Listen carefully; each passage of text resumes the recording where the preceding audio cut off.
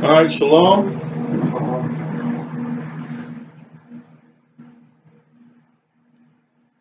32nd chapter of the series, Genesis. Last week we read about the great chase, as some call it. Laban pursued Yaakov, and with men followed Yaakov's camp as they fled back to the promised land. They made a pact at the end of the last chapter that Laban would never again come toward them, never come past that point toward the promised land. But it also said that Yaakov and his people would never go back to Laban's land with ill intentions. Okay, and I thought that was a very interesting. I've long felt that was a very interesting separation there. The difference between you won't come after me and you won't come to me without ill intentions or with ill intentions. Okay. We'll pick up where we left off because it closed by saying that they camped there together that night. It says, early in the morning, Laban kissed his sons and daughters and bade them goodbye. Remember, he's actually talking about his biological daughters, but also his grandchildren, grandsons, granddaughters. By this time, some of the older sons of Yaakov may have been married. We know they were old enough to be out working in the fields, so they may have taken wives themselves. They may have begun to have children. So it may have been also great-grandchildren. It says, then Laban left on his journey homeward. Yaakov went on his way, and angels of Elohim encountered him. When he saw them, Yaakov said, this is Elohim's camp. So he named that place Mahanaim, okay, which means two camps or camp of camps. Okay. Interestingly, a lot of people, although it literally says two camps, in the reference to this is Elohim's camp, it would be the camp of camps. It would be where Elohim's army is camping. But in light of what's about to happen later in the chapter, the term for the two camps actually makes a great deal of sense too. Okay. But either way, he named it Mahanaim because it was the camp of Elohim. Yaakov sent messengers ahead to his brother Esau in the land of Seir, the country of Edom. Okay, we know Edom is actually a name of Esau. So by this time, Yaakov has been gone long enough that Esau has built the city of Edom and has established basically his own small kingdom. Okay, it's in the hill country in the promised land. It says, and instructed them as follows. This is Yaakov telling the messengers, thus shall you say to my lord Esau. Now, isn't that a change? Isn't that a switch from the younger man version of Yaakov who tricked his brother into giving him the birthright? If you want to say trick, he maybe pressured him into it because think about how you read the Hebrew. Maybe Esau actually was so far gone he was going to die if he didn't get the food. But he got the birthright from him. He manipulated the situation one way or the other. And then he manipulated the situation, him and his mother, and he got the blessing. Okay? That's a far cry from what we see here. It says, to my lord Esau. In other words, he says, I come to you in submission. You are my older brother. You are the rightful ruler. I come before you as a servant, is what he's saying. He says, to my lord Esau, thus says your servant Yaakov. I stayed with Laban and remain until now. I have acquired cattle, asses, sheep, and male and female slaves, and I send this message to my lord in the hope of gaining your favor.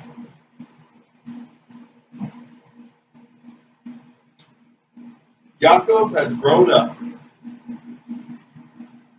Okay? This is not the message that he would have sent all those years ago 20 years earlier when he left the land to go to his uncle's camp, he would never have sent the message to Esau and said, "You are my Lord, I am your servant, and I am seeking your favor."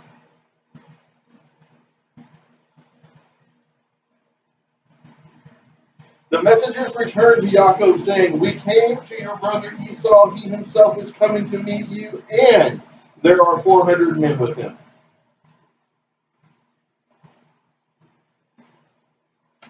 You know, when I was a new believer, actually before I was a new believer, when I wasn't even a believer yet, and I was just reading the word, really trying to disprove it, because that's where I was in my not faith walk.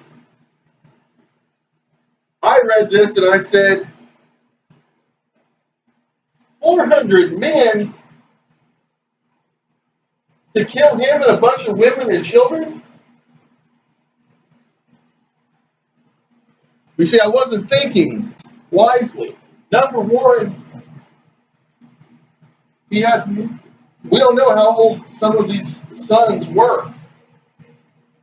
Okay? He married his first two wives. What would that be? 15 years ago?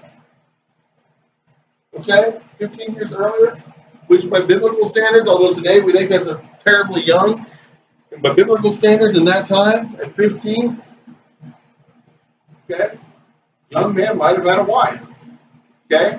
Go back to what I said before. So you may have been seeing here you can go to war according to Torah standards. You can be conscripted for war at age 20. But we know for a fact that there were young men in Israel who went to war earlier than that. So he's looking at, here is Yaakov, here are his eldest sons, old enough to swing a sword, and he has male servants who may be trained in how to swing a sword. Okay, by swing a sword, I mean, I'm talking about all types of fighting there. And so from that perspective, maybe it was wise to bring a small army, but 400 men? But you know, once I became a believer, I started understanding, I think, more the human psychology end of it also, as I studied that, and I looked at it. This is a show of power. Okay? This is also a show of, little brother, you took all that I was supposed to be given to me, but guess what? I went out and got my own. Okay, you think you did me wrong? I made my comeback. So Yaakov, of course, if I was him, I'd be scared, because I don't have 400 men to go against his 400 men. I got some 14, 15-year-old sons and a few male slaves. I'm in trouble.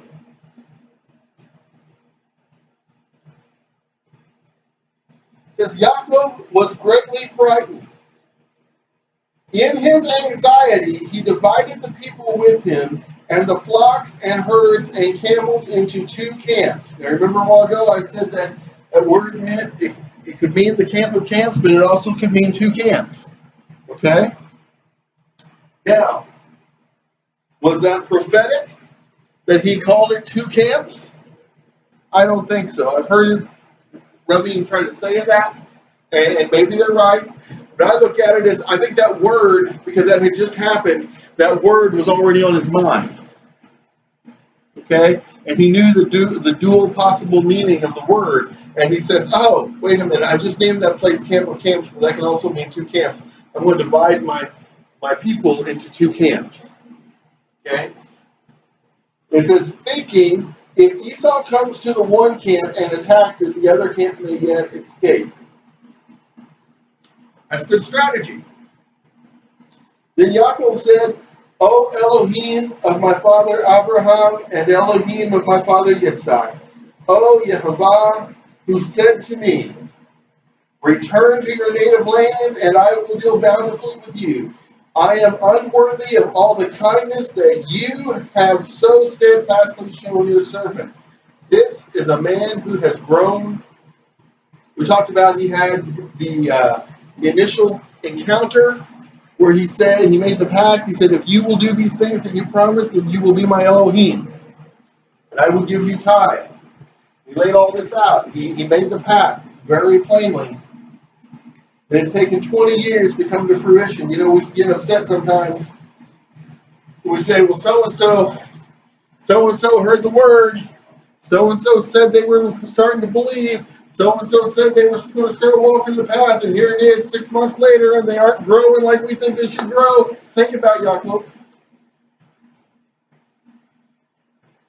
Think about him. He grew up and lived at least 40 years in the camp of Yitzhak. He knew Abraham on a first-name basis, and still, from the time that he made the pact, when you show me these blessings, I will follow you. You will be my Elohim. It took 20 years for him to get it right. Next time you think that someone else isn't growing like they should, open up this passage. Next time you think that, hey, you know what, I have fallen so short, when you're condemning yourself, and you're letting the enemy get in there and tell you that you are not what you are supposed to be, you have failed, you are the loser in the flock of Elohim, you know, the one that needs to be called, when that is being whispered in your ear, open up Bashiri chapter 32. Study the life of Yaakov.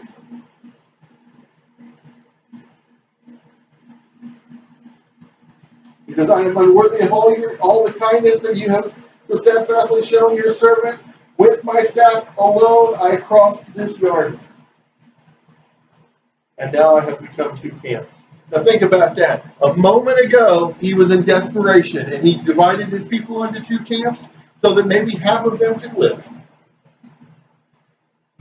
And now he says, with my staff alone, I crossed this river, this Jordan.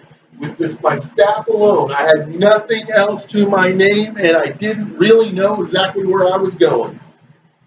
And here I am, and I have enough people to divide into two camps.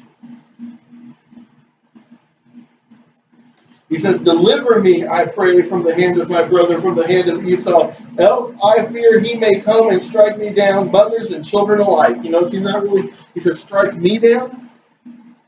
He's not really talking about himself. He's talking about everything that Elohim has created through him. Saying, he's going to strike down not only me, but he's going to strike down these women that you gave to me as wives, that you blessed me with this way. And through them, you blessed me with these sons. This daughter.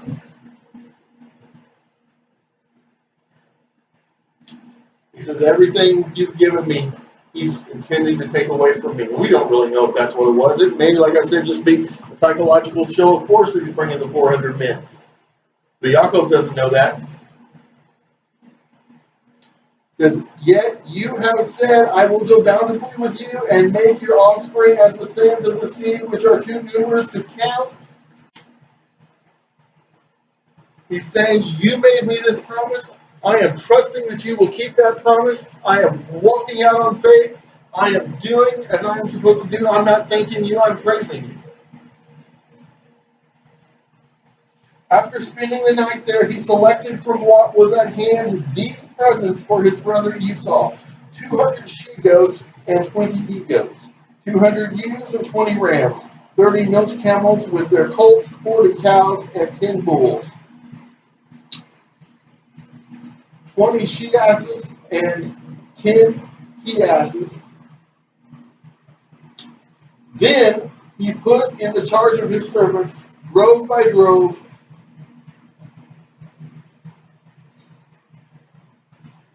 these he put into the charge of his servants, drove by drove, and he told his servants, go on ahead and keep a distance between droves. He instructed the one in front as follows: when my brother Esau meets you and asks you, whose man are you? Where are you going? And whose animals are these ahead of you? You shall answer, your servant Yaakov, or Yaakov's, they are a gift sent to my lord Esau, and Yaakov himself is right behind us. He gave similar instructions to the second one, and the third, and all the others who followed the droves. Thus, and so shall you say to Esau when you reach him, and you shall add, and your servant Yaakov himself is right behind us. And it says, for he reasoned, if I propitiate him with presents in advance and then face him, perhaps he will show me favor. And so the gift went on ahead while he remained in camp that night. You know what else I think was going on here? It says that he was just sending these gifts thinking, I'm just going to butter him up.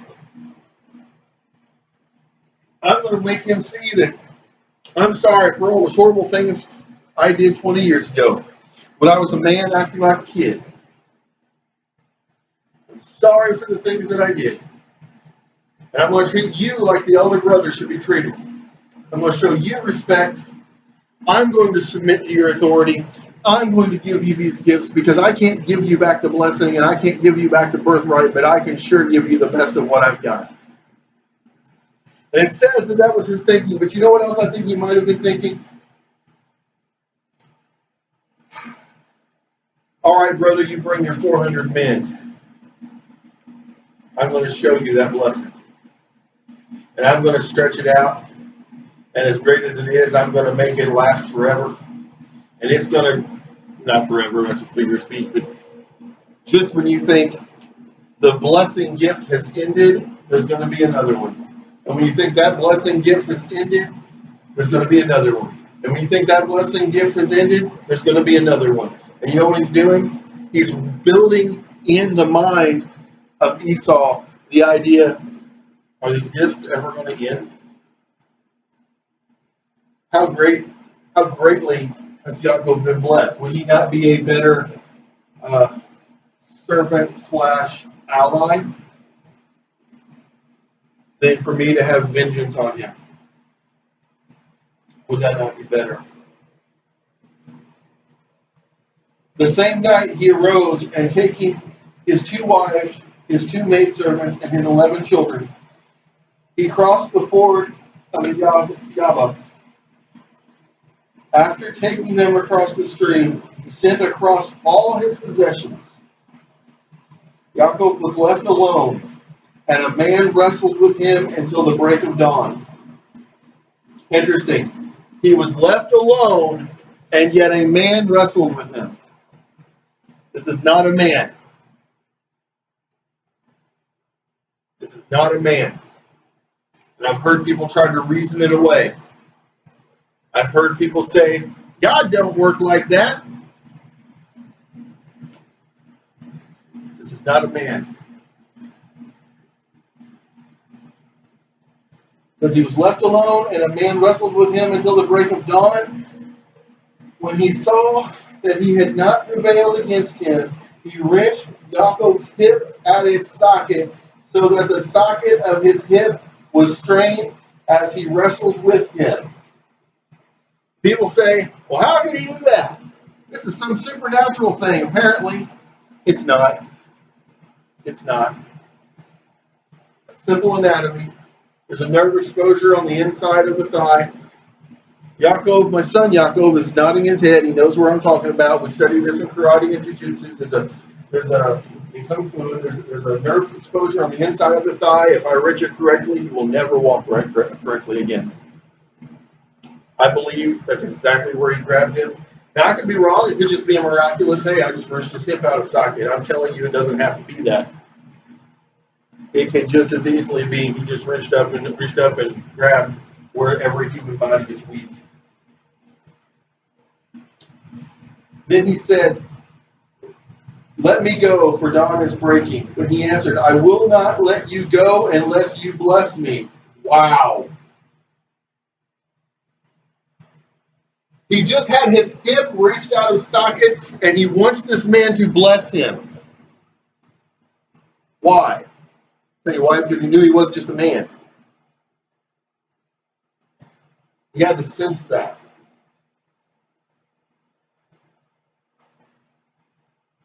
You know what else? Earlier in his life, he went to his earthly father and he tricked him into giving him a blessing, and then he got a second blessing because he was being obedient. Earlier in his life, his spiritual father promised him a blessing. If he would go to the camp of Laban and receive the physical blessings, he would come back and he would receive the inheritance blessing. He's gone. He got the physical blessing. He's come home. He wants that spiritual blessing.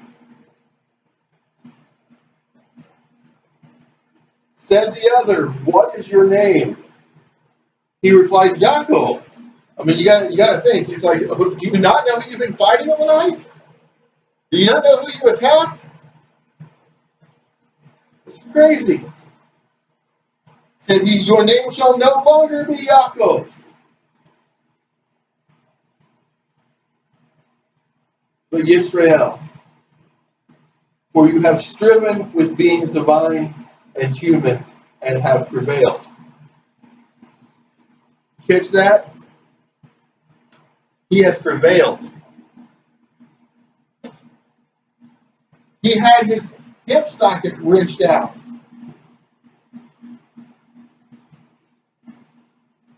And he prevailed. You know, sometimes in life we think that we lose the battle because things don't go the way we want them to go. And we don't realize that on the spiritual level we have prevailed. Why? What does Shaul say? Hadesh, "I have fought the good fight." Doesn't say he won the good fight, he says he fought the good fight. It says in the end, we have on the full armor of Elohim, we will what? Stand fast. Doesn't say we're going to see a victory. It says we're not going to move. And here is a man with his hip wrenched out of socket, hanging on to this divine being and not letting go.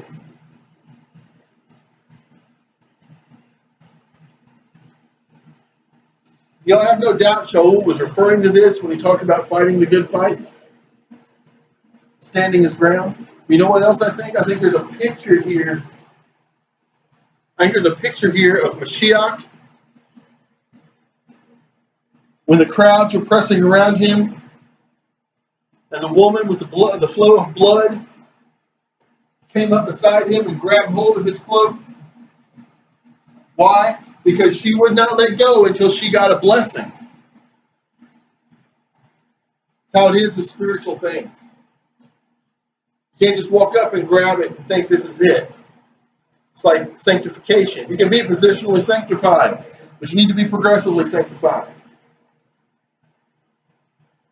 It's not enough to walk up and grab it and be done. You got to hold on to it.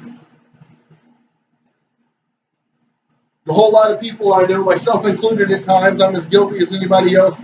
In my past, I was really bad about this. I'm better now than I was, but I still do it from time to time. I'll grab hold of something spiritual just long enough to know that I had it, and then I'll let it go. If there is a purpose that Elohim has put on your life, if there's a dream that Elohim has put in your heart, if there's a vision that Elohim has put in your mind and has pushed you and prodded you to do it, and you're not doing it, it's because you've grabbed hold for a moment and then you let go. You got to grab hold of that divine being, and you got to wrestle him all night. And when he dislocates your leg from the hip socket, and you're in agony and pain, and you want to let go, you got to hang on, because that's when it matters the most. Because that's when you have the right to say, "I'll let you go when you bless me."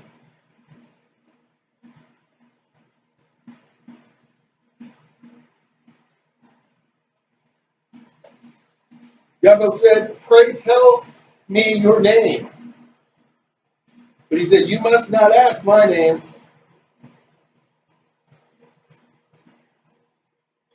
You know, I wrestled, literally, wrestled. Didn't mean to put that pun in there, but I guess I did. I fought through this. I it messed with me. I was reading last night. Why couldn't he ask his name? I had to do a little research on that. And you know what I came to? I took pieces of other people's opinions and I kind of put them together and kind of came to this understanding. He couldn't ask his name because if he told him his name, the natural tendency of the human mind and the human heart would be that I'm going to worship him. This is not the Elohim of Abraham. This is an angel.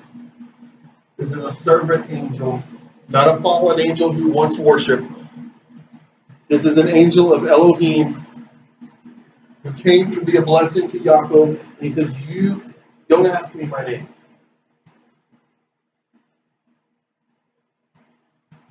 Give credit where it's due. And he took leave of him there. So Yaakov named the place Peniel, meaning I have seen a divine being face to face, yet my life has been preserved. Now, some translations will say, including the complete Jewish study Bible, will say, I've seen God face to face. Okay? I believe the New King James says, I've seen God face to face. Okay?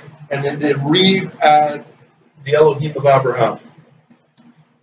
But if you go back to the Hebrew and you look at it, the word does not have the proper emphasis in the sentence structure to indicate the Creator.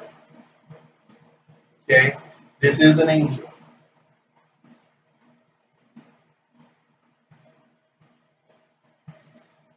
The sun rose upon him as he passed Peniel, limping on his hip. That is why the children of Israel to this day do not eat the thigh muscle that is on the socket of the hip, since Yaakov's hip socket was wrenched at the thigh muscle. This has always raised a question for me, and I'm just going to throw it out there and tell you I don't know the answer. Because we have specifically in some places, and then alluded to in other places in Scripture, a commandment not to waste what we take to eat. Okay? When we slaughter and butcher for Pesach, there's a strict commandment. Nothing is to be wasted.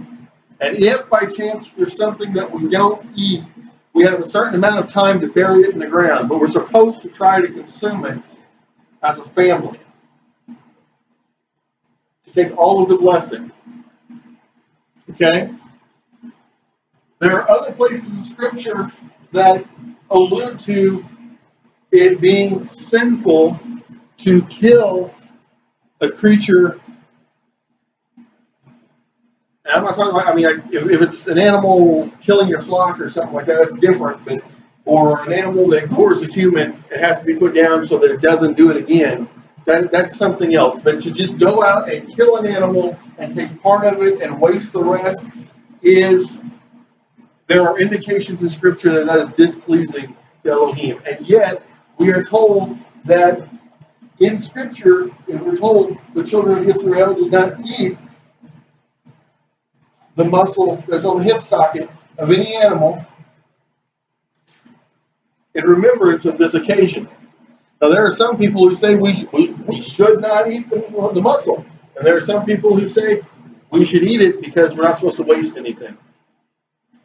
I've gone back and forth on this for years. I know without a doubt when it comes to Pesach, we are not to waste anything. On other things, at other times, I'm still a little torn. And I'm just being honest with you, saying I don't know. I wouldn't condemn anyone for standing firmly on either side of that.